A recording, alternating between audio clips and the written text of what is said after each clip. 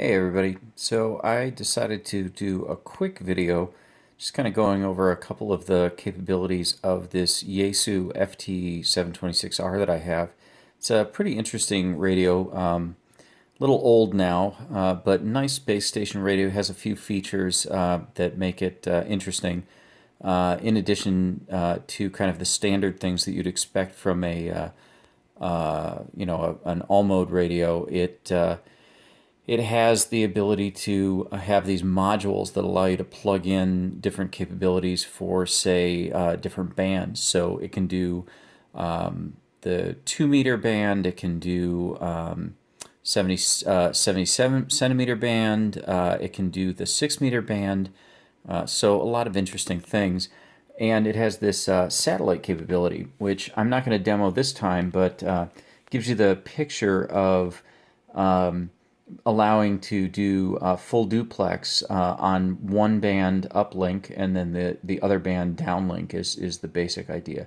So very common for satellite. You can do that. Plus, as I mentioned before, it's all mode, so you can do single sideband and CW as well as the standard FM.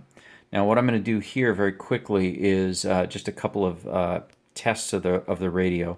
So it's in FM mode and it's in FM channel mode, and I'm using the B VFO. So it's got multiple VFOs, some memory. It's got some pretty high tech features of solid state design from the 80s. So it has multiple memories and the whole 9 yards. Good stuff. But, obviously it has the ability to do some basic things, like it has a squelch control.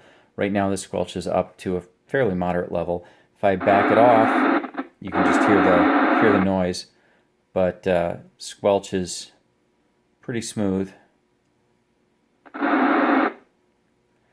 And you can hear, I don't know if this will come across in the audio, but if I take the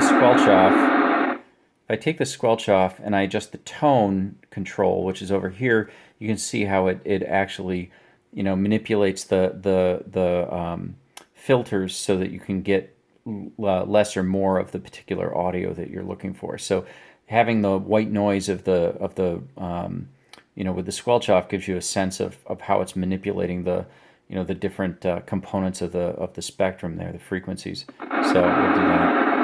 So you can see if I move it here, you get a little noisier. And you can see it kind of mutes it a little bit on that. Okay, so that's enough of that. So let's do a quick receive test. Now, I've got an HT set to the same simplex frequency over here. So the audio that you're going to hear is going to both come from me as well as from the radio. So it's going to be a little tricky to hear that, but I think you'll get the idea. KC2 CJK radio test. KC2 CJK radio test. And you can see the S meter goes full blur because even though I've got this on a very low power, it's only about 50 or 60 feet away from the antenna that's being used for this base station. And likewise, the transmit works, but that's going to be a little bit less exciting even because I'm going to hear it and you guys won't. So KC2 CJK radio test. Oh, and you can see one of the capabilities there. So I had it set to a positive repeater offset, and so I don't know if you noticed, but when I keyed it, it went to a different frequency. So if I switch that to simplex, try that again. KC2 CJK radio test. So I very clearly heard that on the HT.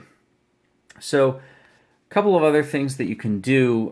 Right now this is in channel mode, so it will kind of follow the standard FM channels. But you can actually put it into a VFO mode where it will allow continuous tuning. And that's usually more helpful on the SSB and CW modes. It has a limited scan capability, not really fantastic given the time period, though it was something. So if I put this back in channel mode, I can say scan up, and within the band it will actually go until it thinks it finds a signal and then pause there. And if the signal's strong enough to beat the squelch, then it'll actually stop and you'll hear the audio. So there's a lot of noise in the middle of the 2 meter band around here, so it has a tendency to stop and think pretty frequently. But that is actually a capability that it's got. What it doesn't have, at least in this version, is the standard tone controls to open up a kind of a traditional repeater config. There are some add-on modules, and I'm actually thinking about getting one that normally there would be one to the ability to set a fixed one. So there's a board that would normally sit underneath this, and you could open it up here, and you could set controls that would allow it to have one subtone, and then you would have to flick some dip switches to change it out.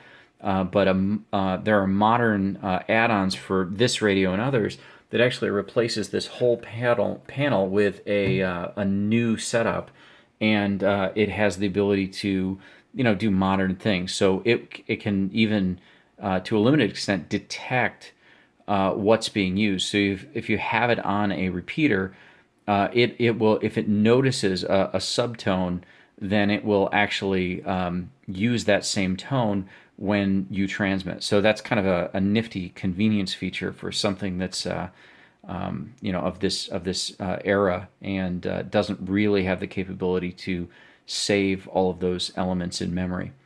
So anyway, that's it. Nice little unit. I'm going to play with it a little bit more, and maybe even try some of the non-FM features of it at some point. But hopefully you enjoyed this and it was a little educational, and I'll see you soon.